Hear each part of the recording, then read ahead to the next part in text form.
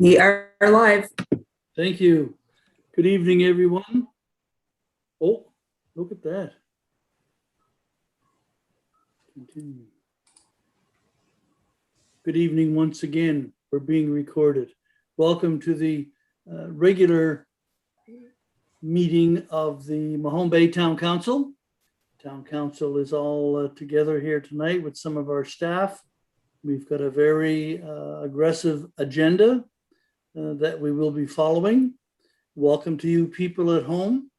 And at the end of this meeting, there will be an in-camera session, but before we go in camera, we will give the folks who are watching on YouTube an opportunity to ask any questions they may have about any topic that is discussed tonight. That being said, let's begin by acknowledging that we are gathered today in Mi'kma'ki, the ancestral, present, and future territory of the Mi'kmaq people. Today, we gather with the intent followed by the living peace and friendship treaties with respect, cooperation, and coexistence, and we are thankful for that.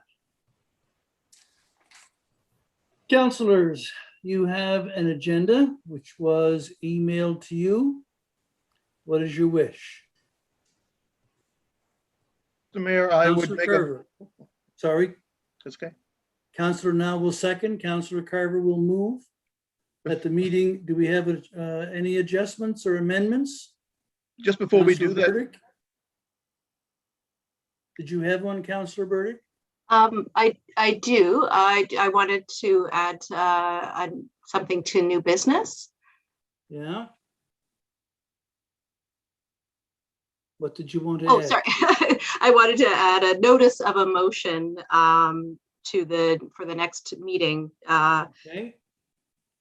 That's good. Thank you. Councilor Now, Councilor Carver, movers and seconders, are you okay with that amendment? Okay. Councilor Now? yeah, just the Mayor, just before we approve the agenda, I would like to take an opportunity now to wish the Mahone Bay and District Volunteer Firefighters happy 100th anniversary today. Today. Today. Well done. Congratulations, I'm sure, from all the members of council as well. And more to come for them, indeed. 100 years. And Richard, you've been with them since day one. That's good.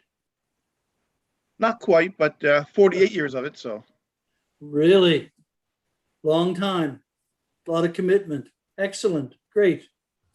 Okay, you've heard the adjustments around the agenda. All in favor? The motion is carried. Thank you. Let's go to the minutes of the special meeting of May the 6th. Councilor Feeney? Mayor, I'd move that we approve the minutes of the special meeting of May the 6th as submitted. Thank you. Seconded by Councilor Carver. On the question. All in favor? Motion's carried. Let's go to the minutes of the regular meeting of May 11th. Deputy Mayor? I move that we approve them. Thank you. Councilor Carver seconds. You've heard the motion. On the question. All in favor? That motion is carried. And let's go to the special meeting of May the 18th.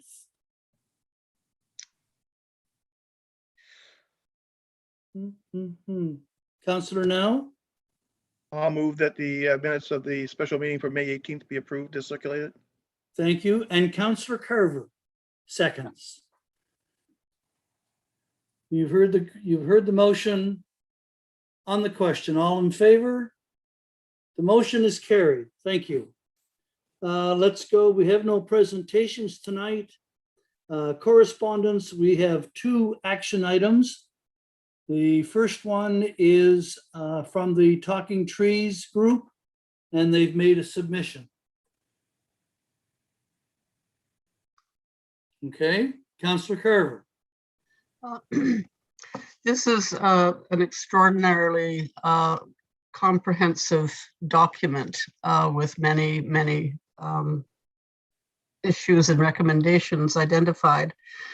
And I would like to make a motion, or perhaps four motions, depending on the preference of the chair, to refer the letter, the submission, with its content and recommendations to the Asset Management Committee, to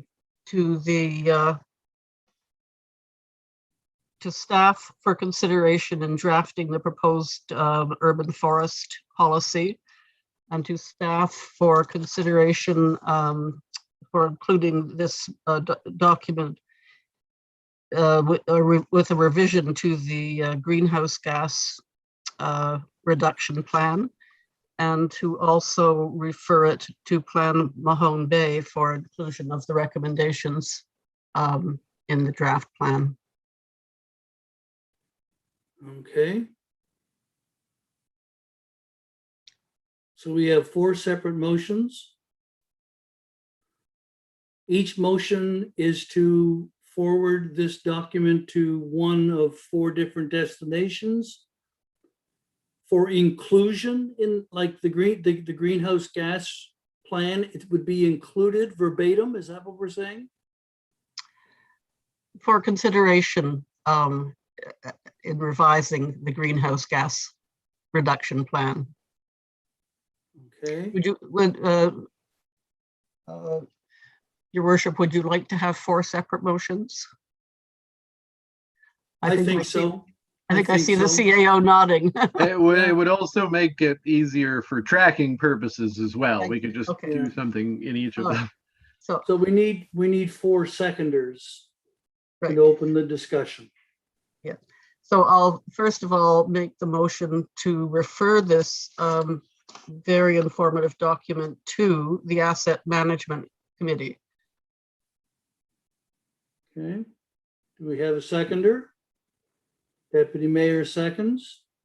Your second motion? Oh, do you want to vote on that motion first? Well, we can do it that Yeah. way if you like. Probably should. Sure. I would question why we would refer it to the Asset Management Committee. Well, the reason I'm recommending it is that we're talking about a green asset, and it's one of the asset classes that the Asset Management Committee addresses and would be making recommendations to council about. Deputy Mayor? I was just wondering whether Penny would consider the issue being raised at the Policy and Strategy Committee, so that we can tease out which pieces, and when we're doing the recommendations to those various committees, there's we as council we've deliberated on it. I have nothing against sending it to asset management, but I was wondering whether we want to deliberate on, because like you said, there's so many aspects to the communication. So maybe there are certain aspects that we want, as we are communicating with the different committees, we are communicating particular elements of that rather than just the whole package.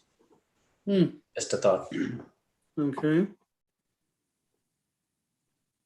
Councillor Feeney?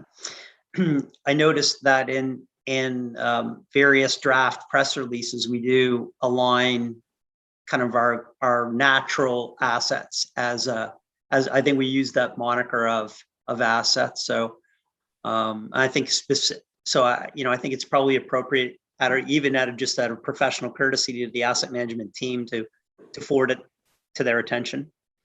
Okay. Councillor Burdick? And then CAO. Thank you, Your Honor. I did notice later in the meeting, one of our agenda items is, of course, a staff report, and there's mention of the tree bylaw that is going to be reported on, I guess, in September, which is quite a ways away at this point. But I'm not sure if this is also information that would be valuable for that particular bylaw. CAO, and then Councillor Carver. Yeah, I guess there's a couple different things to respond to at this point. I wanted to speak in favor of the idea that the Asset Management Committee reviewing natural assets could look at certain parts of this document as relevant. The purview of the committee is only for town-owned assets, so it doesn't get into the idea of privately owned assets or private land. But that's a good segue into the question of the other motion that Councillor Carver mentioned of referring to the plan review process connects to what Councillor Burdick was referencing as far as the tree bylaw, and that's why that's down for September, because that's when council has indicated that we will, after Labor Day, engage with the public around the next phase of Plan Mahone Bay. One of the clauses within the draft municipal planning strategy, and a typical clause to have in a municipal planning strategy, speaks to the development of a trees bylaw as an adjunct piece of regulation. So essentially, like, if it's prescribed by the municipal planning strategy, or the municipal planning strategy gives indication that it would be in conformance with that strategy to have a trees bylaw for certain purposes, then it creates a connection there. So that is where the next motion, I think the Councillor Carver was going to mention, will connect it to that process. This piece of information would be referred to that. As far as I'm concerned, referring it to Plan Mahone Bay would be referring it to the trees bylaw consideration. And then finally, with regards to the deputy mayor, I actually would suggest that if there was a desire to talk about this item at policy and strategy, that the mover and seconder of this motion reconsider this motion, as you say, on account of if council's going to do that and then recommend on to the other places, as long as it could be done prior to August, I think, from a time sensitivity perspective with some of these other items. But that would be up to the mover and seconder whether that would happen prior to. I just think it makes sense to do, as you said, if you're going to do it at that committee. Councillor Carver? Yes, I'd like the motion to stand to refer it to the Asset Management Committee, trusting that that committee will sift through it and identify the items that are relevant. Councillor Wilson? Could I ask someone to read the motion, or I guess it'd be the deputy CAO, please? Table right now is that council refer the submission from Talking Trees with its content and recommendations to the Asset Management Committee. Okay. All right. I guess my concern is for what purpose? For information, or to be accepted verbatim, or what? Councillor Carver? I appreciate that comment, and would certainly add to that to the Asset Management Committee for consideration for appropriate action.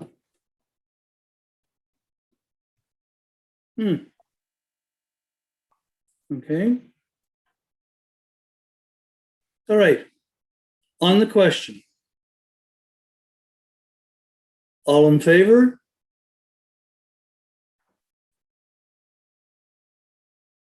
And opposed? Just me. Okay.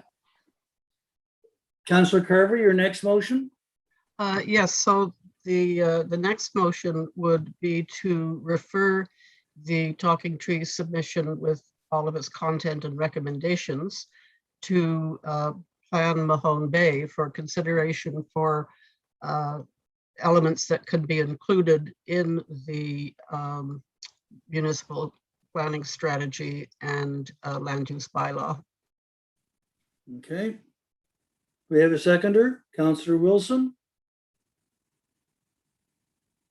Question? Councillor Wilson. This is the one that concerns me most, is the referral to our people that are doing our planning strategy. There are a couple of reasons for that. One is the document is quite lengthy and quite well written, but it veers, in my opinion, somewhere between apocalyptic and evangelical in its tone, and that is a concern in and of itself for me. But the real problem I have is referring a document like this to one of our official bodies when I don't really know the provenance. There's no signature. As far as I know, Talking Trees is not a society. It's not an arm of council. I don't know who it is, except insofar as Councillor Carver is apparently a member. So I struggle with the notion of their standing with regard to council, and so I would be concerned about that. Okay.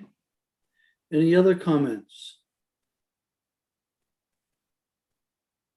Hearing none, you've heard the motion. On the question, all in favor? Opposed? Motion is denied. That one is. Councillor Carver, your third one?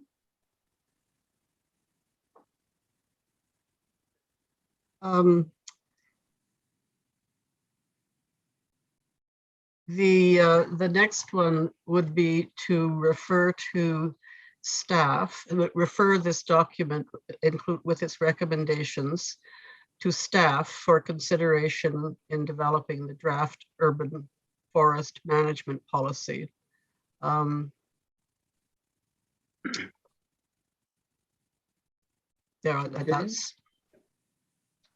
Second that, Mayor. Seconded, Councillor Feeney. Okay, it's moved and seconded. This motion will refer this document to staff for consideration, CAO. I just wanted to comment on like expectation for staff workload on this one, because it doesn't say to actually request a report. So when we do eventually report on the urban forest master plan in accordance with the council strategic plan, once that's adopted, and when we get there, this is something that needs to be referenced at that time. So my understanding is we're not coming back with a report just, you know, specific to this. But when we do come forward on the urban forest master plan with a report or recommendation, we're going to address this at that time. Okay, thank you. Any other questions or comments? Deputy Mayor?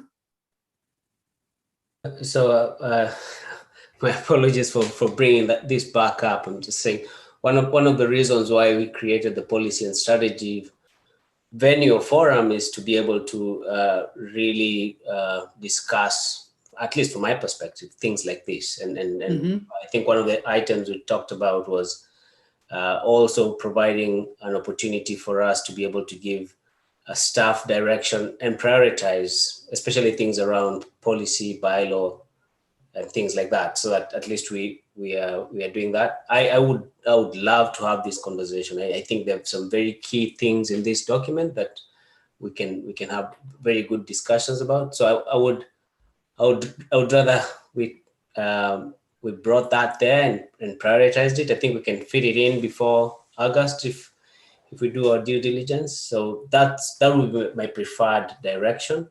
Okay. Thank you. CAO? I know we're in discussion on a different motion, so I don't know if it's in order to comment, but I just wanted to point out to the Deputy Mayor that when Councillor Carver's finished making any motions, you're still able, it's still in order for you to make a motion to refer this to the Policy and Strategy Committee. Okay.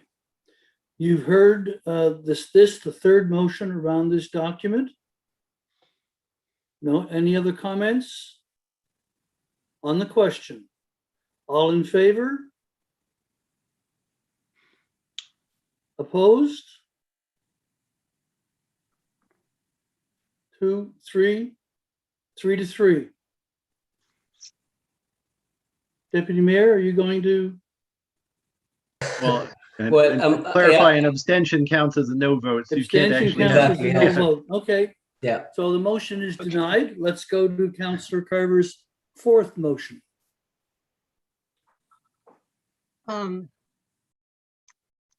The fourth motion would be to refer this document with its content and recommendations to staff to consider the feasibility of adding the recommendations to the greenhouse gas reduction plan. Okay. You've heard the motion. Do we have a seconder? Councillor Feeney, CAO. Just another comment on how I'd take in terms of workload if this one were to pass. So because the greenhouse gas reduction plan is adopted, we would be doing a staff report. I'd get Catherine to do a staff report to consider how anything recommended in this document could potentially result in an amendment to the plan, or if we would recommend any amendment to the plan on this basis if this motion were to pass. So can't say how quickly that would be turned around. I know she's got a lot of other things on her plate, but that would be how I take this, is to provide a staff report if the motion were to pass. You've heard the motion. Any further comment? Deputy Mayor? So is it okay with the move and second if the motion changes to capture the spirit of what the CEO has said? Because I think from my perspective, it's different in the way it sounds. It's not necessarily to provide a staff report. It's to include it in the plan, to me, which are different. Councillor Carver, would you like that to would be clarify? satisfactory. Okay, is satisfactory to do a staff report? Okay. And Councillor Feeney, you're the seconder. You're okay with that? Thank you, Deputy Mayor, for that. Okay, you've heard the motion. All in favor?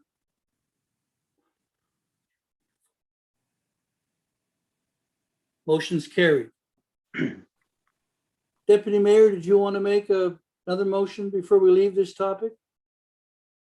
Yeah, I think I would make a motion that we recommend this letter be put on the agenda for one of the upcoming policy and strategy committee meetings to be discussed before.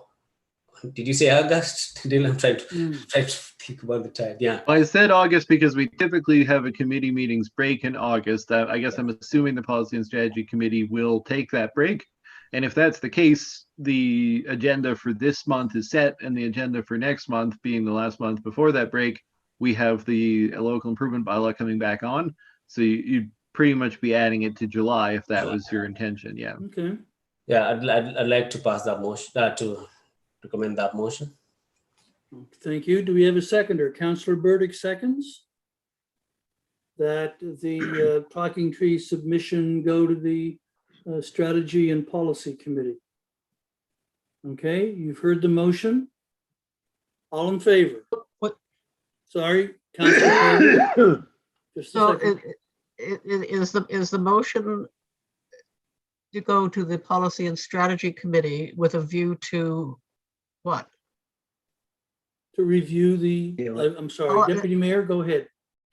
With a view to review its content and provide a recommendation to council as to what steps council would take.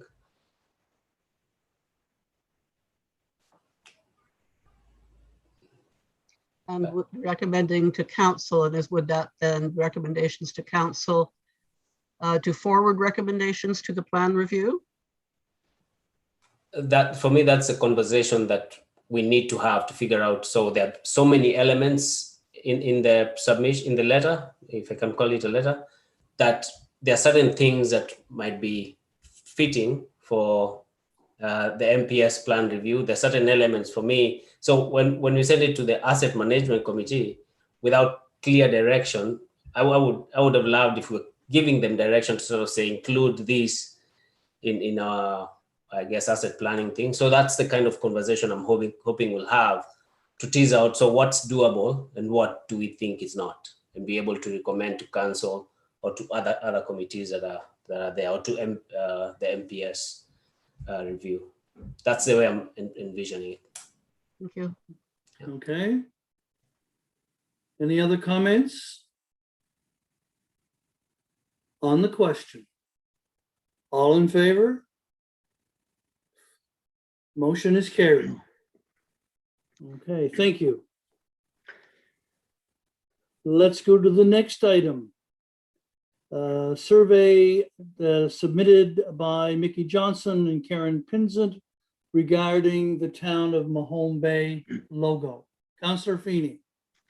Mayor, I'd move that we review this item 4.2 at the policy and strategy meeting at a later date in order to provide be able to respectfully respond to what is obviously a large community response to the survey.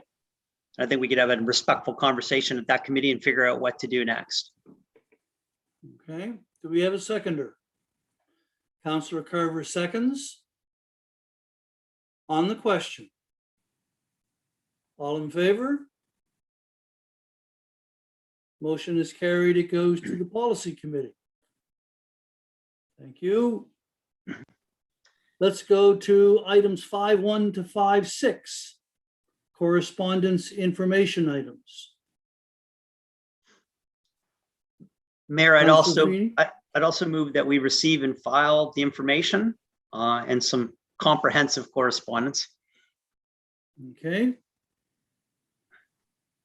Do we have a seconder? Councillor Wilson. You've heard the motion. Councillor Carver, you wish to comment? Yes, this items number 5.3 and 5.5, which pertain to the draft strategic plan. Yes. And just, I would like to be sure that those are referred to that discussion, and not just received and filed. So with that, I would like to make that motion that those two items, 5.3 and 5.5, be referred to the strategic plan discussion, which I believe is June 3rd. Okay. Are you proposing that as an amendment to the motion, Councillor Carver? Yes. Okay. Councillor Burdick, did you have a question or comment? No, I'm seconding Councillor Carver's motion. Okay, to the amendment. All Well, Mayor, right, I'm good, happy. thank Yeah, you. I'm happy to make that. A Happy to friendly support that amendment.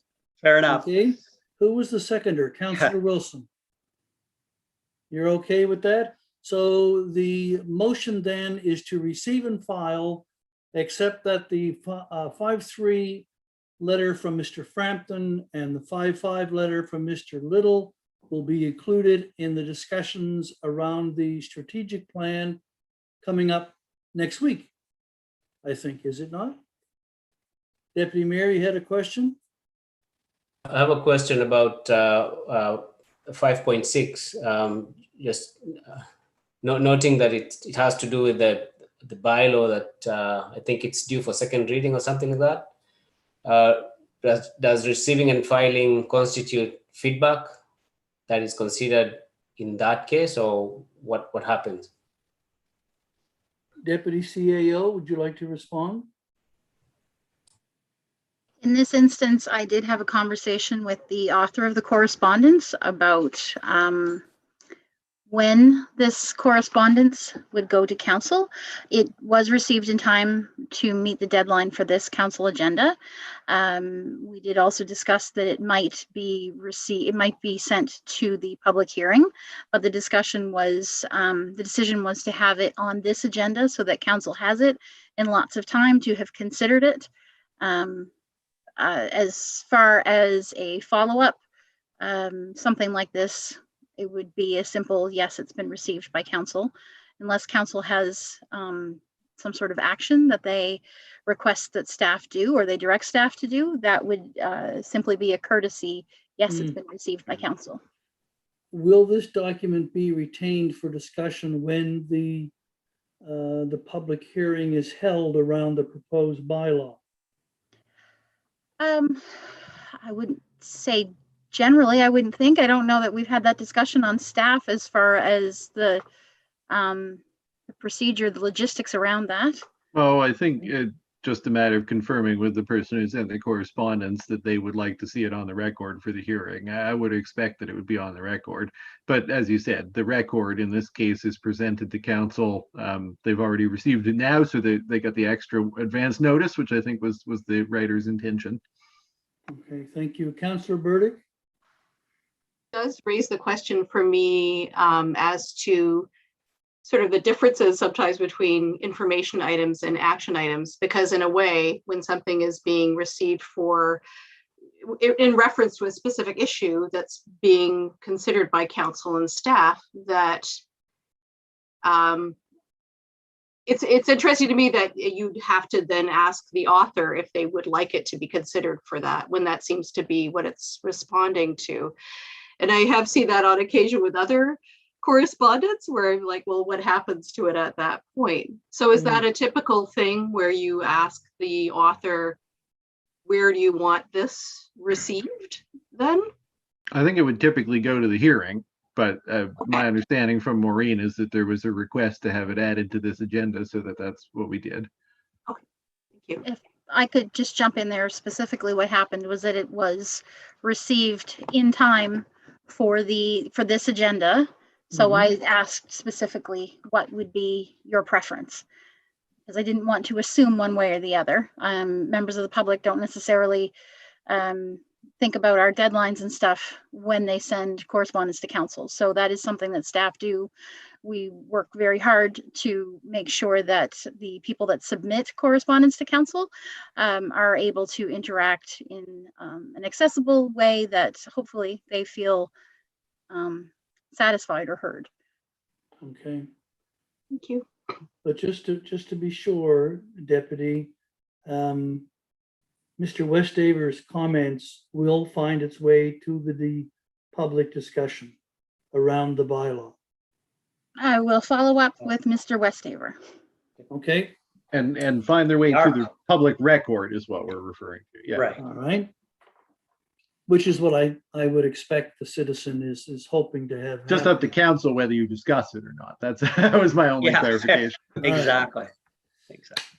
You heard the motion? Any further comment on the question? All in favor? Motion's carried. Thank you. Let's go to staff reports for May 27th. This is the end of the month one. This is what Mr. Hyde waits all month for, to get this. done.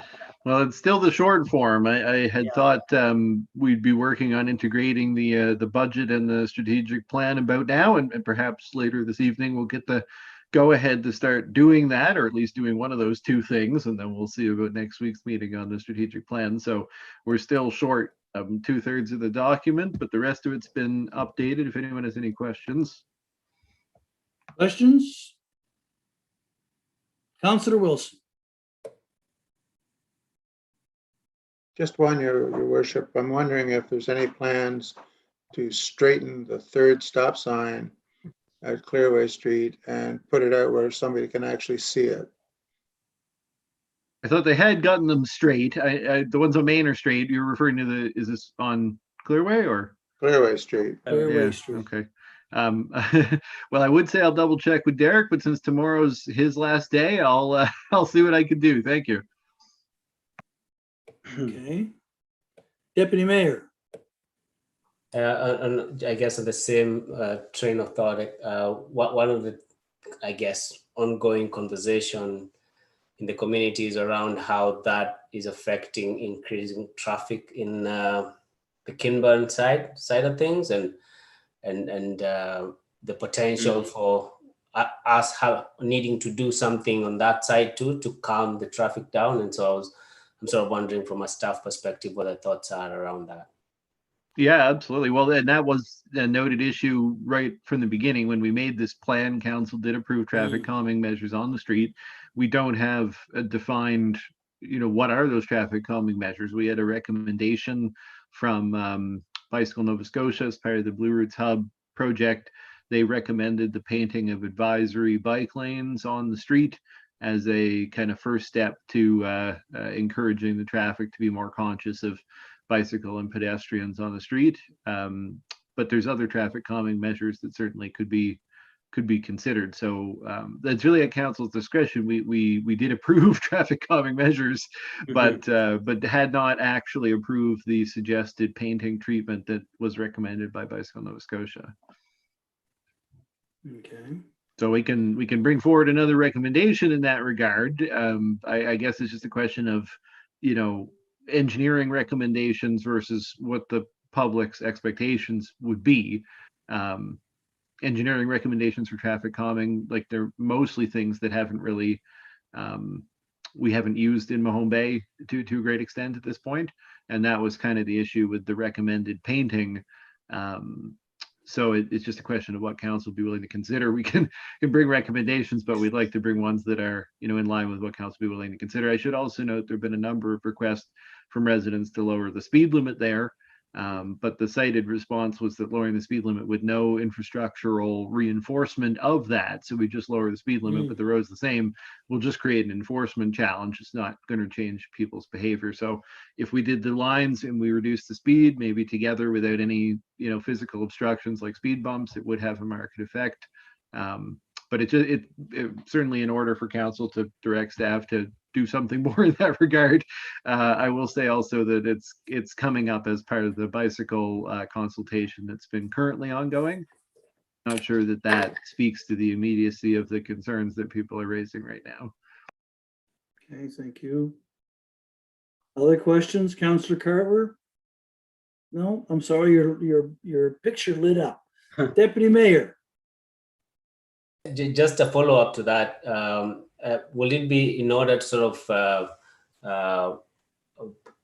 put in a motion for staff to bring to council additional considerations for speed calming measures on that side of things, or will you just do that on your own? Yeah, I mean, I will be planning to do it on my own, but I think given the urgency of it, it would give direction to make it more of a priority of this. It's totally in order for council to provide the direction, and it might help to, whatever I come back with as recommendations are likely to have detractors in the community. So the ball's in council's court to consider those options. Yeah.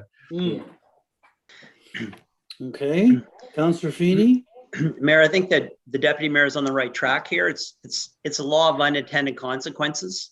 So I guess two things. One, I do think it's worthwhile having the speed sign down on Main Street so that we can really understand the amount of traffic calming we're now enjoying because of the three-way stop. I think it's obvious that it's going to reduce the speeds, and it's probably already worked.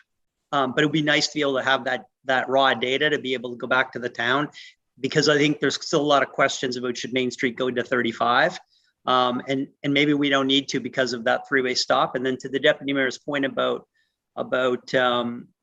Claremont and Kinburn streets, I mean, you're already seeing quite a bit of social media commentary about those streets, and we've probably all talked to people who live on those streets who have already seen a big spike in traffic. And at higher speeds. So I think it's worthwhile for us to provide staff with some direction if that would make their life better, and then, or just leave it with the traffic authority to roll out the tools that we have at his disposal. Okay, thank you. Councillor Now. Yeah, to give us a better idea of actually what the traffic is on Kinburn Street now and the speeds that's being traveled, would it help to put one of the speed signs up on that street so that it can keep track of how much traffic is there and what the actual speeds are? That would be interesting data to see, I think. Yeah, we can certainly see what we can do, but I think if somebody's inclined to make the motion's still in order, and while we're doing that, we can still do data collection. I just mostly this was a discussion we had last year about the urgency of things and creating a sense of urgency. So if there's a feeling of council that this is an urgent priority, then I would welcome a motion in that regard. Okay. So Deputy Mayor? Will I need to move the motion now or wait until we're done with the staff report? Move it now if you like. No. Okay. So I'd like to move a motion that council direct staff to look into potential traffic calming measures on Claremont and Kinburn. Kinburn. Yeah. Okay. For consideration by council. Okay. You've heard the motion. Councillor Burdick, are you seconding? You are. Good. Motion's been moved and seconded. Looking for a staff report on traffic calming measures for Kinburn and Claremont. On the question. All in favor?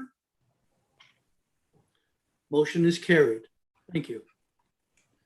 Shall we continue, CAO, with if anyone has any other questions on any of the issues there?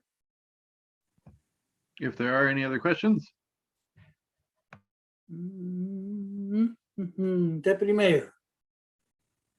Still on traffic, I was just curious about the, I know with the capital budget, we sort of talked, there's, I think 120,000 to do some of the work in the transportation plan, if I'm not mistaken.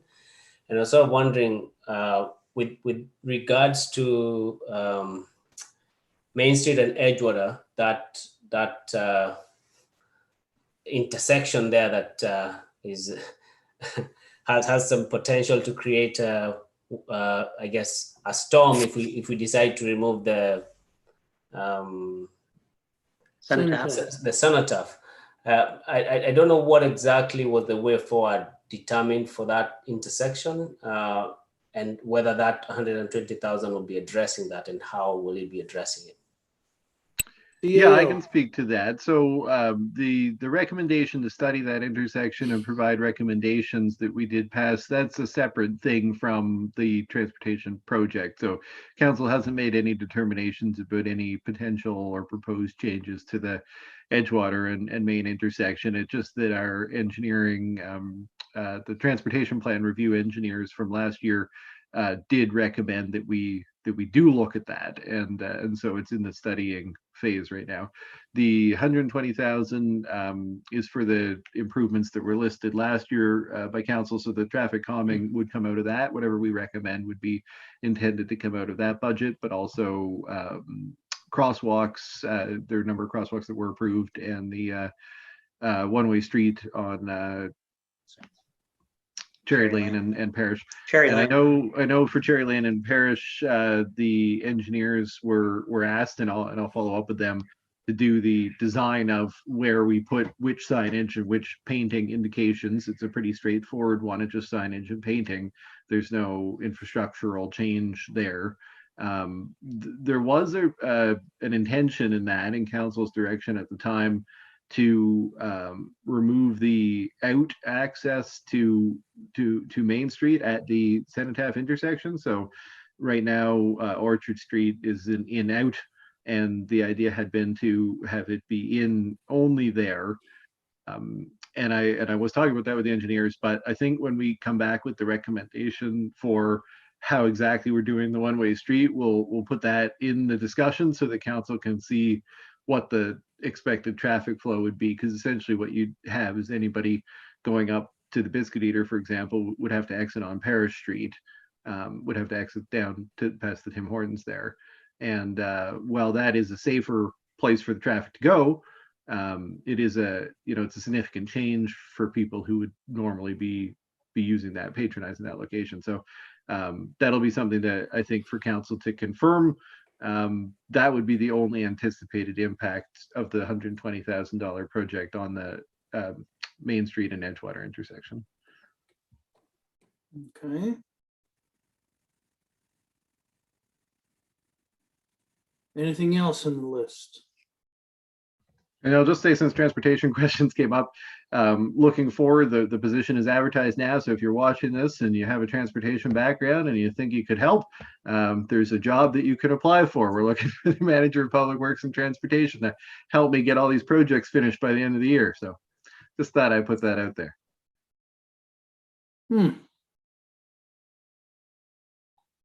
Little commercial there. Well, Okay. It's exciting stuff. We got a lot of transportation things to do this year, so I'm looking forward to getting somebody. Okay. Nothing else? Okay, thank you. Would you like a motion to accept the report as presented, CAO? Sure, that'd be good. Okay. Deputy Mayor moves. Do we have a seconder? Councilor Feeney seconds the motion to accept the report as delivered? All in favor? Motion is carried. Thank you. Number 6.2, the staff report on the nursing home development. Lots of activity up there. Yeah, so I just as a summary, staff were directed to look at what our role is and what actions have been taken in respect to enforcing the development agreement on the property, in response in part to concerns raised by residents and some correspondence received by council. So this report is provided in that regard. It speaks to the action the town has taken. I stressed in the report, and I'll stress again here, that the jurisdiction of staff in this regard is enforcement of the development agreement. So a lot of the concerns that have been raised by residents are concerns, I think, more appropriately termed as concerns around the adequacy of the agreement, or the essentially expectations placed on said agreements by the town's municipal planning strategy and land use bylaw with respect to some of the points that have been raised, especially around vegetation retention. So, I think what I've been able to do here represents the public facing, what I can, provide as far as what staff have done to enforce the DA to date. But if there are any questions on that, I would be happy to answer them. Okay, thank you. Questions? Councillor Carver and then the deputy mayor. Thank you.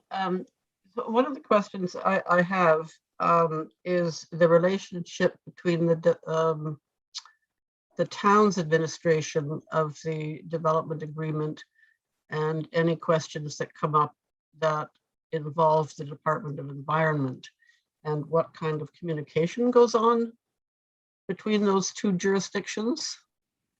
I wonder if you could help me understand that better. Yeah, so generally, unless they're investigating a town project, the Department of Environment does their own investigations. It would let the town know that they are doing so. So Heather's been informed as our development officer that Department of Environment has carried out an inspection there, and so she's aware of which inspector's been assigned that file, and they keep us in the loop in that sense. But we're not part of their investigation per se, so they have their own process that they carry out. So if asked to support that, I'm sure we would. But we're not really a part of their internal investigative process. May I have a follow-up question to that, Mayor? Supplement, yes, please. So if there has been correspondence, communication between town and Department of Environment, is council made aware of the content or substance of that communication? No, not standardly. I mean, it would be quite typical for, during a project such as this one, during a development that is taking place, for the province to do an inspection, and it would be typical for them to inform us of that. But that's that's essentially as far as it goes. So we wouldn't normally make the council aware of that interaction, although in this case, I believe the developer informed the council that the Department of Environment was on site, so they've been quite forthcoming with that information.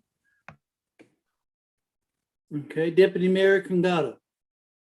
I'm grateful for the report. I think it clarifies a few things for us, which is a good step in the right direction. One of I guess a recommendation or just a thought is that I hope there's a way we can ensure that going forward that in this particular case, there were issues raised by the community. The development officer went and did an assessment, figured out there was no breach of the DA. It would be very helpful if we can get that communication so that as the narrative goes out, at least we are in the clear around, well, with the policies we have in place, they've not been breached, so that as we have conversations in the community, there's a little bit of clarity on that. So I don't know how we do that in terms of our communication, whether it needs to be at a council meeting necessarily, or it can be email or something like that.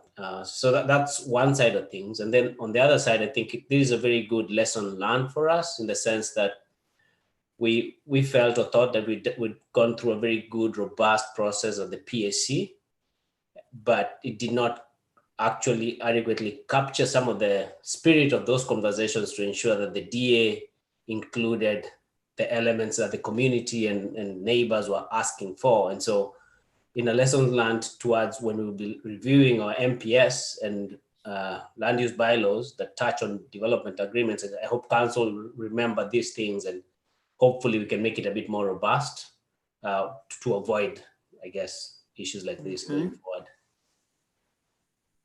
CAO, and then Councillor Burdick. To the first point from the deputy mayor, I can say that staff will absolutely and immediately inform council of any violation of the development agreement that is found on inspection. Like, that's, when you say, could we inform council that they're in compliance? Well, if you're informed when they're not, then you can, and I don't mean to be flippant, but we can't always be informing council that they remain in compliance, but you can be assured that council would be advised if they're found to be out of compliance. And I think it was stated in the report that the development officer has the ability to, enter premises and potentially suspend work if necessary.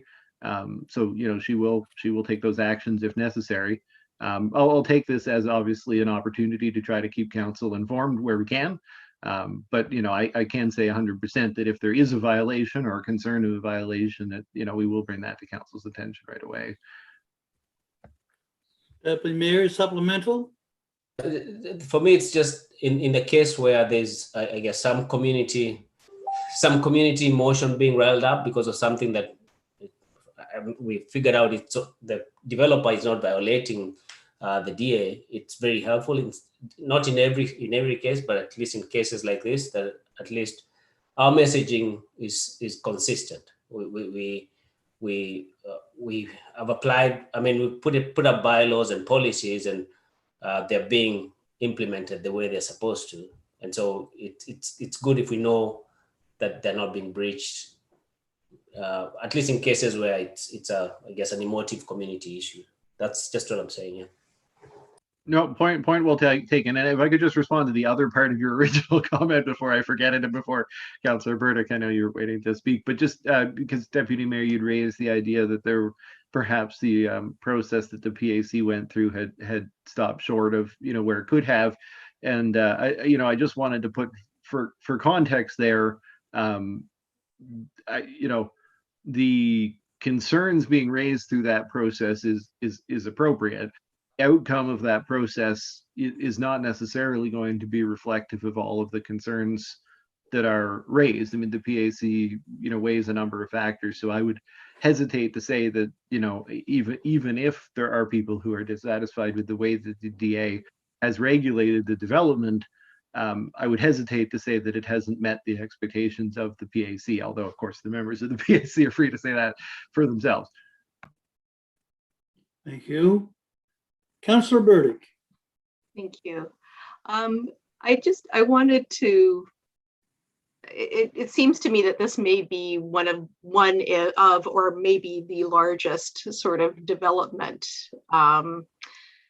so far in Mahone Bay. It's a remarkably large development for the size of the town. So it does, I think it's a good lesson in terms of managing expectations and communication with concerned members of the public about what things will look like, what will happen, also responding to concerns in a way that everybody feels reassured, if there is reassurance to be had.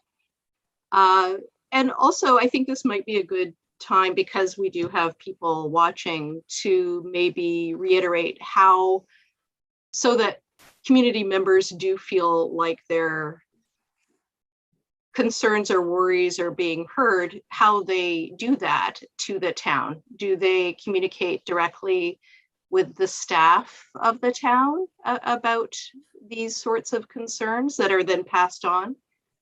Thank you. Okay. CAO, would you like to respond?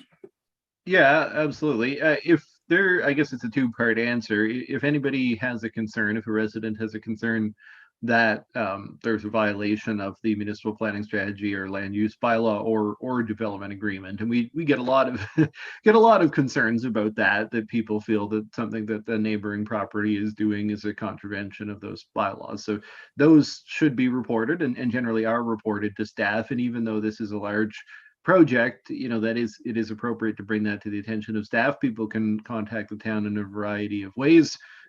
It can be reported directly to the development officer, but it can obviously also go into the front desk or to myself or Maureen, and we'll make sure it gets where it needs to go. But that only speaks to enforcement of existing. If somebody has feedback about the adequacy of existing regulation, the planning strategy, land use bylaw, or suggestions as to alternatives, which I think we've received tonight, very large submission that speaks to that.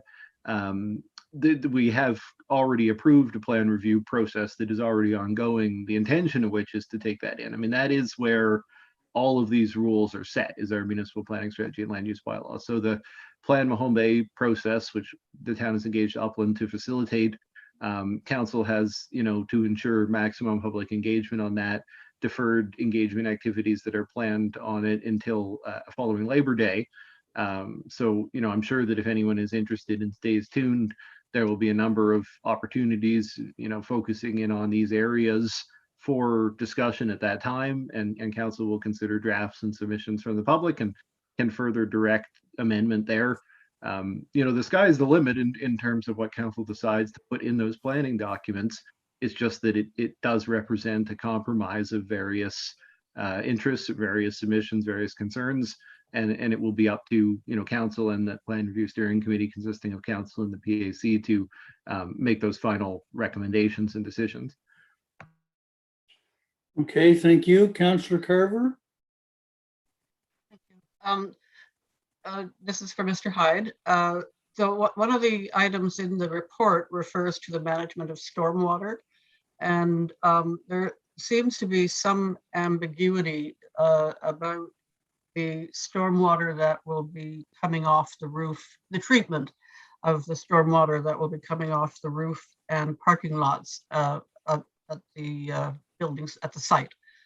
And we've heard, at least I'm aware of two different versions of how that stormwater will be treated. And I wonder if staff could clarify the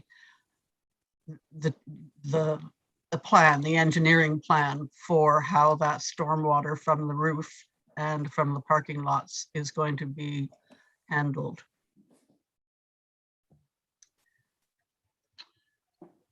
So the reference to there being more than one narrative is there's not more than one narrative from staff. The report contains the narrative from staff. When an application is made for development permit, especially under a DA like this one of the things that must be assessed is stormwater flows on the property, and the stormwater management plan must be provided. So when the development permit was applied for, the developer was required to submit their stormwater management management plan at that time. And that was one of the documents that was reviewed, sent by the development officer to the town's engineer on that. So KVM Consulting does those reviews, or has done those reviews for the town. The engineer reviewed the stormwater management plan and found it to be in compliance with town bylaws and regulations in this regard. So in terms of what is actually planned on the site, I think that's something that probably the developer could best speak to. If the developer has characterized that in a way that has created some confusion, I think maybe I should just follow up with the developer about that, and maybe they could provide from their own end a clarification that would satisfy. I would appreciate that, and I think that would help clarify the situation from my perspective anyway.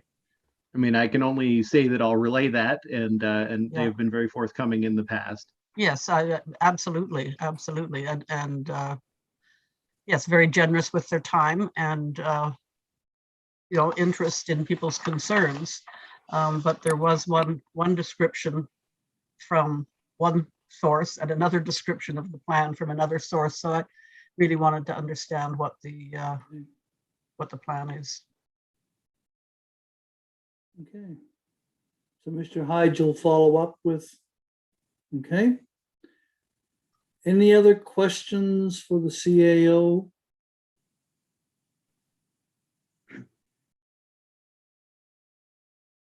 On that one? No? Okay. I think And- we're finished with that. The recommendation there is just to accept for information if somebody's Mhm. willing to. Okay, Mayor, I'd make that Council- motion. okay, Yep, thank you, accept Councillor it. Feeney. Do we have a seconder? Councillor Now on the question. All in favor? Motion is carried. The report is accepted. Next, we come down section 7, the 2021-22 budget. This has been, I don't know how many hours of discussion. I must say that I still have some concerns. We don't have a strategic plan that's been accepted by council. Yet it's the strategic plan that drives the operational plan and the ensuing budget. However, council has seen fit to consider the budget and a consideration for its acceptance and approval by council. You have a series of motions, I believe, that were emailed to you from the CAO. Each one is a separate motion. Okay, so if somebody would like to make the first motion on the list. Councillor Feeney.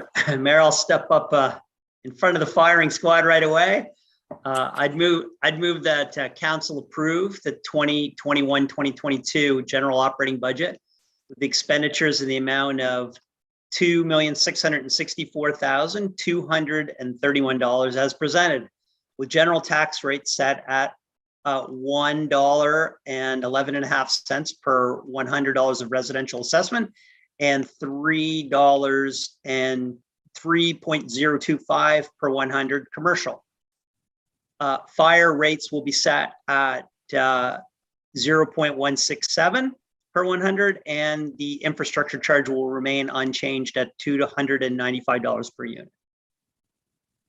Okay, thank you. Do we have a seconder? Councillor Wilson? Motions, it's been moved, it's been seconded. Comments or questions on the budget? Hearing none? All in favor? Motion is carried. One abstainer. Let's go to the second motion on the page. Councillor Burdick. I'll make that motion. That council approve the 2021-2022 capital budget with expenditures totaling $13,447,176, supported by a projected $6,752,966 in external funding. Okay, do we have a seconder? Deputy Mayor. This is one of those items that I lose sleep over, frankly. I'm always worried that the $6,752,966 from external sources won't materialize. CAO? And I should note in that regard that, about $10 million of this budget number is dependent on the $6 million of external funding. So very, very much of this won't proceed if that doesn't move forward. And I guess the thing to worry about is the perfect storm where the federal and provincial governments want to give us all the money we've asked for, and we have to match our share. But it's a good problem to have, I guess. You're a bigger dreamer than I am, CAO. Yeah. Feds and going to give us all the money we want. Yeah.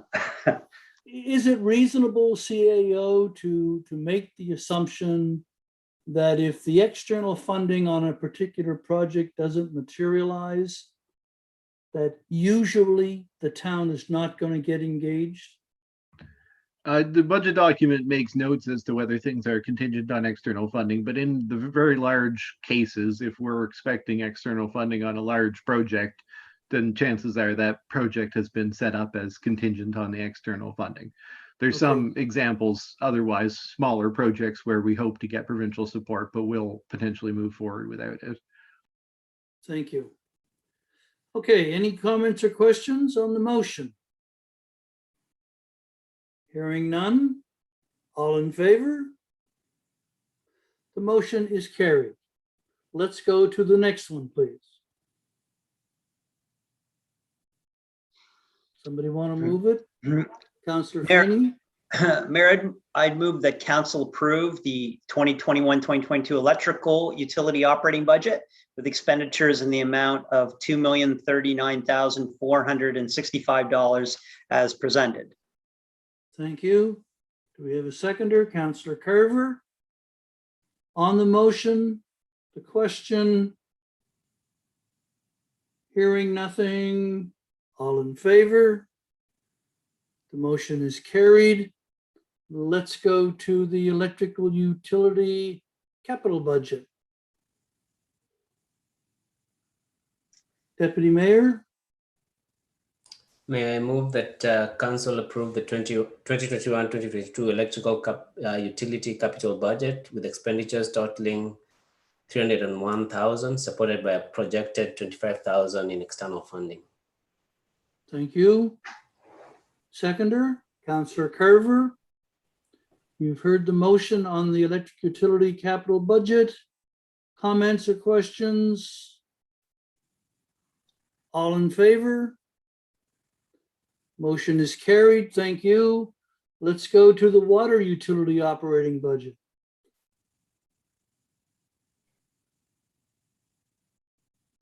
Councillor Feeney. Mayor, I'd move that the council approve the 2021-2022 water utility operating budget with expenditures in the amount of $645,460 as presented. Thank you. Seconded by Councillor Burdick. You've heard the motion. Comment or question? All in favor? Motion is carried. Let's go to the water utility capital budget. Councillor Now. Mr.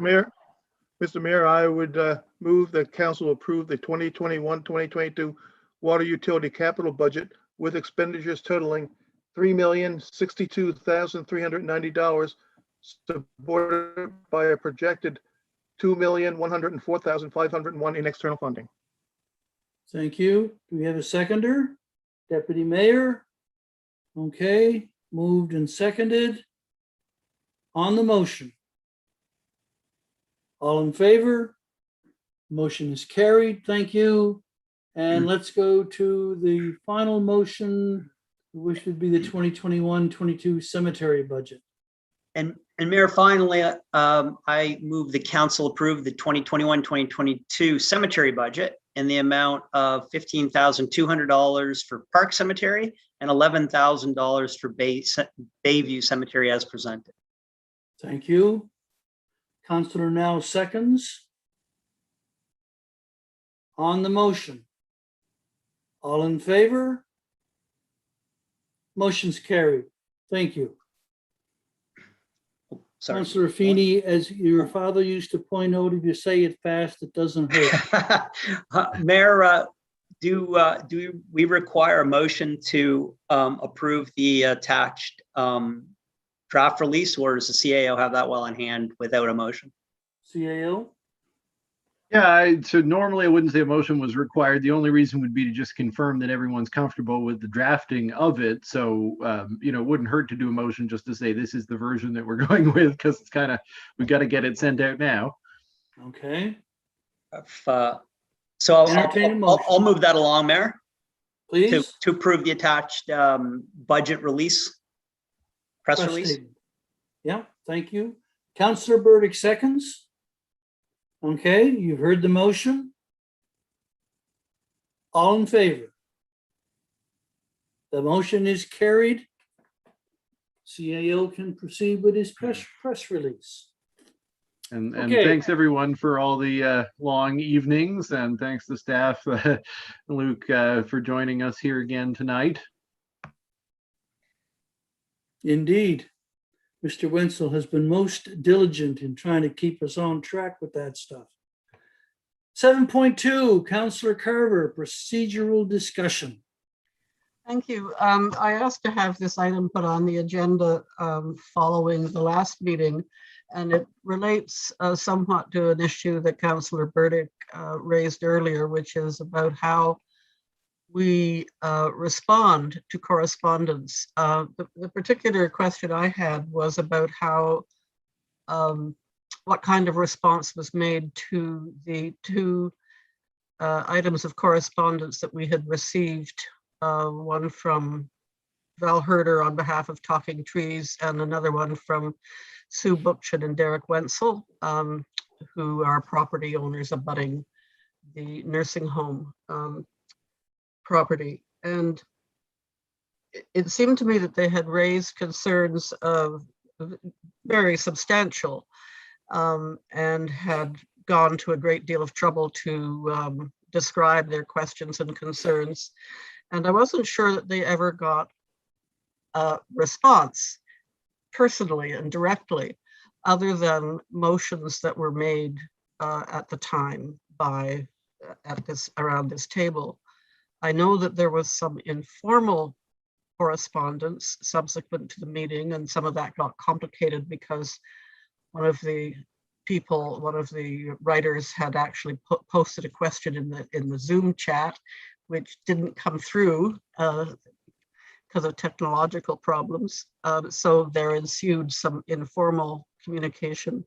But my question that I'd really like to clarify, or have clarified, is what is our practice around responding to letters that are in action required section of correspondence? And is it different from how we respond to letters that are in the information only section of correspondence? And is it required to have a motion by council to send a reply, as has happened on some occasions? So it would help to know what the expectations are from staff. CAO?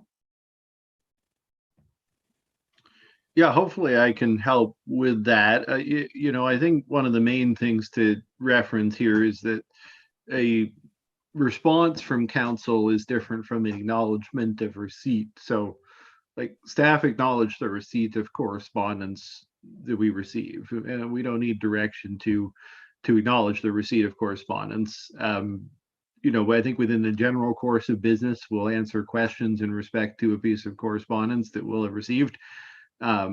If council wants to provide a specific response to the correspondence that's been placed on the agenda, that's where a motion has been required. So, an acknowledgement saying, we received your correspondence, it's been placed on council's agenda.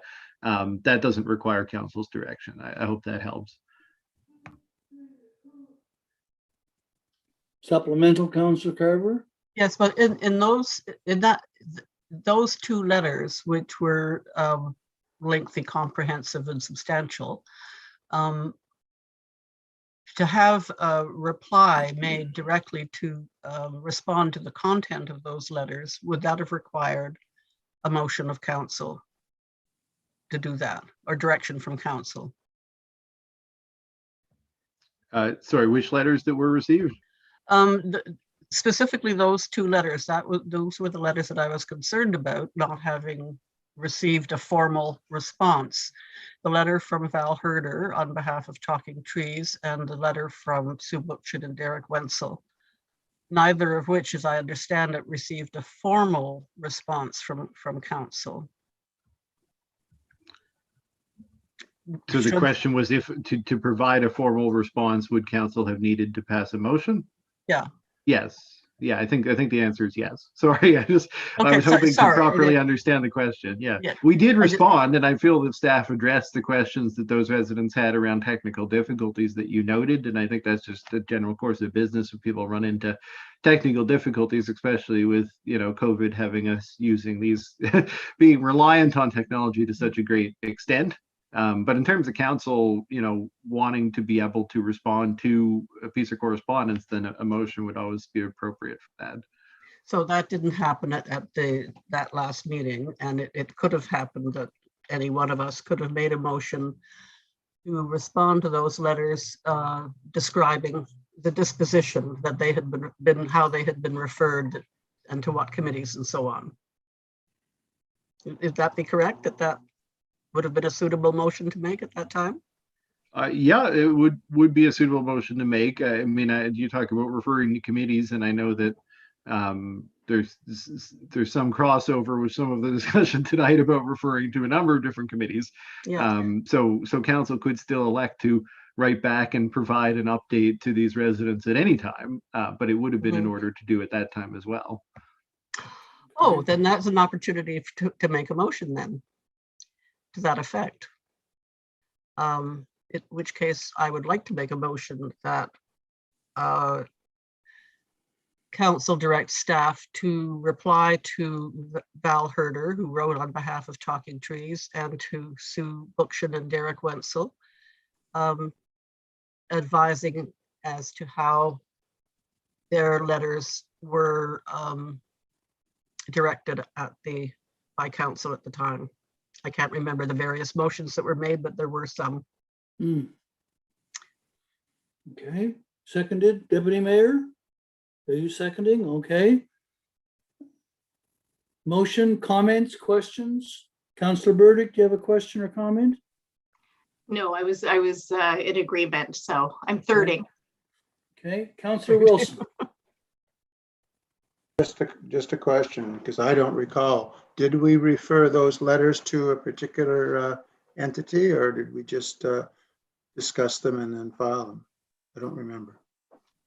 Deputy Mayor? Yeah, we referred them to the Plan Mahone Bay process. Okay. But we never advised the authors of the letters that that's what we had done, I think. Yeah, But- okay.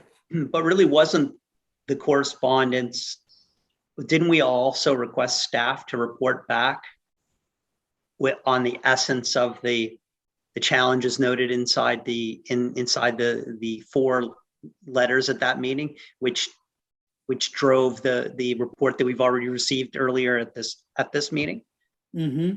Like our big challenge was the cadence of the receipt of that correspondence and council absorbing that information and then wanting to react to that information in a timely way, but being reasonable. I mean, I think staff provided a very comprehensive feedback and a report earlier on this evening. So I mean, sometimes it takes a couple weeks to get our ducks in a row to make sure, and I think the deputy mayor spoke about this, making sure council has the right supporting collateral material within the right timelines to be able to respond back to the citizens with one unified voice if that's required. And so, I think this was an unusual circumstance in the sense of the cadence of the meeting and the sequencing. I mean, the report that we've all benefited from this evening wasn't a short, snappy piece of work. That would have taken many hours of due diligence and effort. And I just think we just got a little out of sequence with the response of the last meeting, which was only 2 weeks ago. Okay. Thank you. Councillor Burdick. Thank you. So tonight we also revisited the letter from Talking Trees, and there were motions made related to that as well. So there are times when we do receive correspondence, make the motions on them, and that was it was moved into an action correspondence situation, I believe, after it had been in a in a sort of just a information correspondence. So No, it was an In that action situ- item. yes. It was an This- action item. Yeah. Was it previously also an action item? Or was I it? don't, was it Counselor, was it Deputy Mayor? Okay. All right. Okay. Yeah, so in that situation, where, so now because it is an action item, we'll be responding to them and saying, this is what is happening to your letter. It's going to these two different places. Is that correct? CAO? Yeah, it wouldn't be correct. It's not to say that they're not made aware of that. I mean, obviously they're watching us on YouTube. The minutes are published. If somebody has a piece of correspondence on the agenda, I mean, they have a variety of ways to follow what is happening at the meeting and the outcome. But we don't specifically write back and advise people of the decisions that have been taken whenever council takes a decision on an item. So, you know, if Councillor Carver's motion to write back and let those two prior correspondees know is something the council wants to do, then to append the previous motion, or at this point, since it's passed, just make a quick motion that says the council write Talking Trees to advise them as to actions taken in response to their submission of, you know, to the meeting of May 27th would be an appropriate thing to do. Okay. Counselor Feeney? So Mayor, I think from my vantage point, the challenge in this situation is that, you know, staff is trying to provide good service. We're in receipt of correspondence from community members, and it makes its way onto the agenda. But, you know, sometimes there's not enough time between the receipt of the correspondence and the time that staff can adequately provide supporting collateral commentary. And so, which is, you know, I think we can all understand how that can happen, certainly given the workloads that staff have to face every day. We see it tonight with a multiple hour agenda and, you know, literally 100 pages of background supporting documentation, you know, keeping this meeting on the rails. Specifically to the meeting 2 weeks ago, you know, I think had we received the benefit of the report that was tabled tonight, it certainly would have changed the tone of the meeting 2 weeks ago. At least it would have been from my perspective. I was personally ill-informed, and I benefited greatly from the report this evening. But sometimes we just, you know, sometimes letters come in late and we automatically add them to the agenda, and we probably were 2 weeks too early. Had that information been reviewed this evening, but we also had the benefit at the same time of having the staff report, I think we all would have been, I think the commentary in the meeting would have been a lot more fruitful. Mhm. So, I mean, that doesn't happen very often, but I think everybody in the town is well apprised of the extent of these agendas. And so I think that, you know, I applaud staff for being able to respond tonight, given all the other things we had on the agenda. It's just, I think Councilor Carver makes a good point. In a perfect world, it all would have come together more closely, but I think everyone was well intentioned. Okay, thank you. Deputy Mayor, did you have a comment? Yeah, I'm supportive. I think we need to do the letter. I think the larger question is just a cultural piece around. So we've made a decision. Do we want to institute a culture of we will be writing back and sort of informing folks? And if we take this piece out, just in general, when folks send us a communication, we make a decision. Do we want to institute a culture where we'll be writing to them and telling them this is how this was handled? I would be okay with that, but I know that it'll increase some workload on the staff side of things. It's good. It's good. I guess relationship building that you have that kind of feedback with the community. So I think that's just a question that we might want to consider going down the road, so that we don't get into this situation where we've missed one or two. If it's a culture we've built, that's what we do. Okay, thank you for that. Councillor Carver? Yeah, thank you. I appreciate the Deputy Mayor's comments on that. And it really was a very simple motion. It didn't depend on anything that happened tonight. It was simply to let the letter writers know how their correspondence had been handled. It would just that the letters had been referred to the Plan Mahone Bay project. It could have also included the fact that a report has been requested to appear on the next agenda with more information about relationship with the nursing home development. But basically, my motion was simply to have a formal response to those two letters. Okay. We're still working on the motion, I think. On the question, all in favor? Motion is carried. Thank you. Let's go to committee reports. Heritage Advisory Committee, you've got the draft minutes. Normally, we would say, does anybody have any questions? But there's a couple of motions in there. Councillor Feeney. Mayor, as you and council know, we've been working with the owners of 342 Main Street over the last 3 or 4 months on their desire to participate in the Municipal Heritage Designation Program. And I'm happy to say that that we've have an updated statement of significance that you have attached in the minutes. And we have a recommendation from the Heritage Advisory Committee to proceed with that registration. And therefore I'd move that council register the property located at 342 Main Street as a municipal heritage property. And do we have a seconder? Councillor Carver. Councillor Carver seconds. You've heard the motion on the question. All in favor? The motion is carried. Thank you. You have a second motion. And Mayor, as council may know, 2 years ago, we implemented a new program, and that was to support the maintenance of selective heritage designated buildings by providing a heritage grant program. There are certain parameters around the program about eligibility and to the extent that we can support a project. We did have one applicant, successful applicant last year, and we have another one this evening. The Heritage Advisory Committee's reviewed it and made a recommendation to council to support the grant in the amount of $500. That is offsetting a project that is, I think it's close to $30,000 initiative.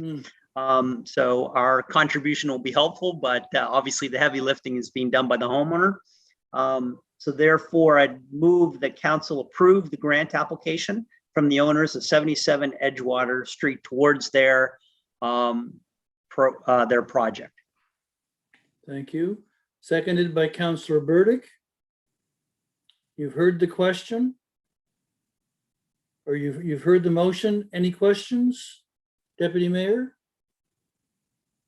Yes, so for me, it's just seeking to understand. I'm not against the motion, just seeking to understand the program and the way it's structured.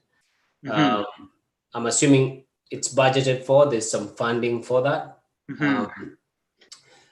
Will it have made sense to have homeowners complete the work and then they can apply based on completed work? Yes. Just a few things, Deputy Mayor. One, we've budgeted, I believe, $2,500 for the entire program this year, but there are the parameters of that. Our maximum grant is capped at $500 per application and homeowners can only apply every, I guess, 4th year. And because our relative inventory is now, after this evening, I think we're on house number 19, the relative sample size is still modest. So it would be a very robust year if we ever fully deployed all of the grant funds, but it is done retroactively. So that the proponent would provide staff with receipts, and obviously you're going to see the finished product before we fund in arrears. Okay. Thank you. You've heard the motion. Are we voting on the motion? I think Deputy Mayor had his question when we went for the vote. All in favor? Ta-da! Motion's carried. We also have the Oakland Lake Watershed Advisory Committee. Any questions on that one? And somebody must have turned over a bin somewhere because there's 9 sets of minutes from the MJSB board. Mayor, I'd move that we accept the multiple minutes as proposed, as submitted. Okay, can we get a seconder? Counselor Now. All in favor? Motion's carried. Counselor Burdick, new business, notice of motion. Thank you, Your Honor. I want to make a notice of a motion to eliminate the interest charged on past due accounts for property tax. On past due amounts for property tax accounts. I have also noticed that this has been a motion that has been made by some of our neighboring municipalities again this year, as in addition to last year. So this would be a motion that I would make for on the next meeting. Okay. At the next meeting. All right. Thank you. That's the end of our new business. And it is the end of our agenda before we go in camera. But just before we do that, do we have folks at home watching? We do have folks at home watching. We have one, I don't know what that was, but we have one question that's been sent to me. They were having difficulty posting it. The question is, oh, actually, nope, sorry. It's a comment, not a question. I apologize. Okay. I will forward that in a different manner. Okay. Like that. Thank you. All right. With that, Deputy Mayor, do you have a question? Yeah, just had a question with regards to process, because I noticed the recording had stopped before the question was being asked. Seems to be a new feature. We still appear to be live on YouTube. Maureen, Yeah. We are any still idea what's live, going but on with the recording comment? I have no idea why that little noise happened tonight or why it said we stopped, but we are still streaming live on YouTube. And we are, there's a bit I can of a speak lag. to that. I can speak to that if you'd like. Voice from the darkness, what's going on? Right. We had decided early on that the recording stops before the question period because it's not part of the official meeting, but the live stream continues. I'm not sure why it started speaking out loud this evening about whether or not we're Okay. recording. That's never happened before. But heretofore, I see what we you stopped the recording. But the before live stream continues. Okay. So when we were in Okay. an actual session of council, and in accordance with our policy, when we were in a physical location, Mhm. what would happen is that a meeting would adjourn and then questions would be taken in accordance with our policy. Yeah.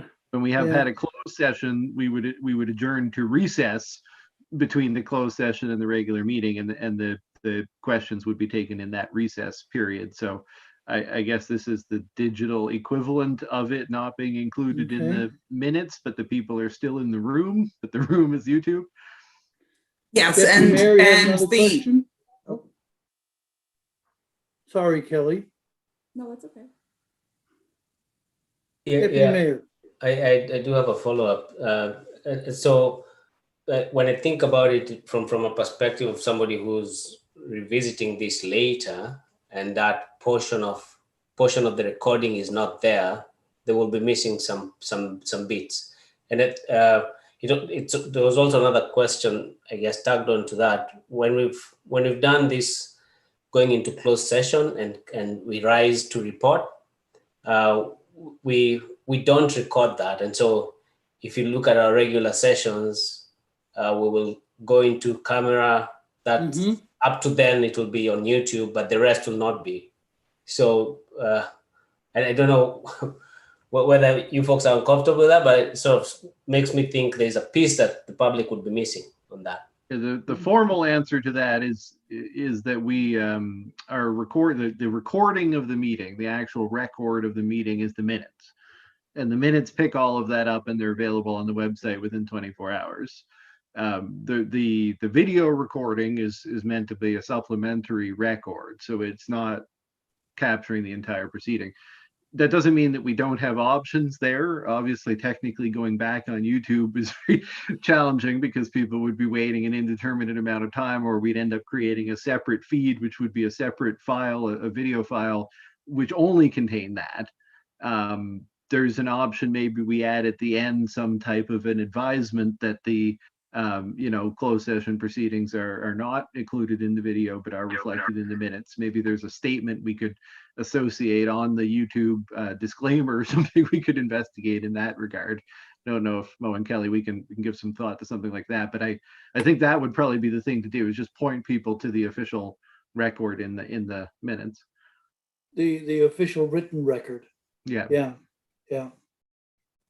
Kelly? Yeah, so I just want to point out as well that the recording we keep as a backup, but all of the meetings are on YouTube, and the website actually refers to YouTube to actually watch meetings. So the question periods are seen by everybody. We used to have to kind of upload the recordings to the website, but with the new website, we just refer to the YouTube page. So those question periods, we keep the recordings on our drive as a backup.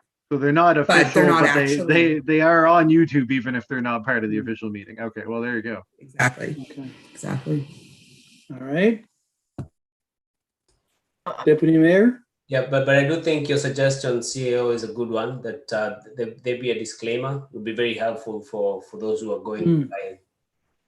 Yeah, I mean, something that just indicates that when we come out of closed session, any actions will be recorded in the minutes that can be found on the website. Yeah, that'd be good. Councillor Carver?